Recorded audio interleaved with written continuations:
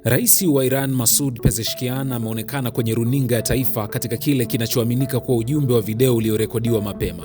Katika hotuba yake ametoa salamu za rambirambi kufuatia kifo cha kiongozi mkuu wa Iran Ayatollah Ali Khamenei na kutangaza kuwa baraza la uongozi wa mpito tayari limeanza kazi rasmi. Kwa mujibu wa vyombo vya habari vya serikali ya Iran, Pezeshkian ni miongoni mwa wajumbe watatu wa kamati ya muda iliyoanzishwa ili kuepusha pengo la kiongozi wakati taasisi ya kidini ya nchi hiyo ikiendelea na mchakato wa kumchagua kiongozi mkuu mpya. Inaripotiwa kuwa anafanya kazi pamoja na mkuu wa mhimili wa mahakama Mohsen Ejei pamoja na Ayatollah Ali Reza Arafi. Katika hotuba hiyo, Pezeshkian pia amesema kuwa vikosi vya ulinzi vya taifa vitawaangusha matumaini maadui, akiongeza kuwa kwa sasa vinaendelea kusambaratisha vituo vya adui. Dakika 30 kabla ya kuhutubia taifa, rais huyo alichapisha ujumbe kwenye mtandao wa X akisema kuwa mashambulizi ya hivi karibuni hayatavuruga azma ya serikali ya Jamhuri ya Kiislamu kutekeleza majukumu na wajibu wake. Aidha, amesema kuwa huzuni inayotokana na kifo cha kiongozi mkuu wa Iran itaendelea kubaki katika fikra na mioyo ya wananchi kwa muda mrefu.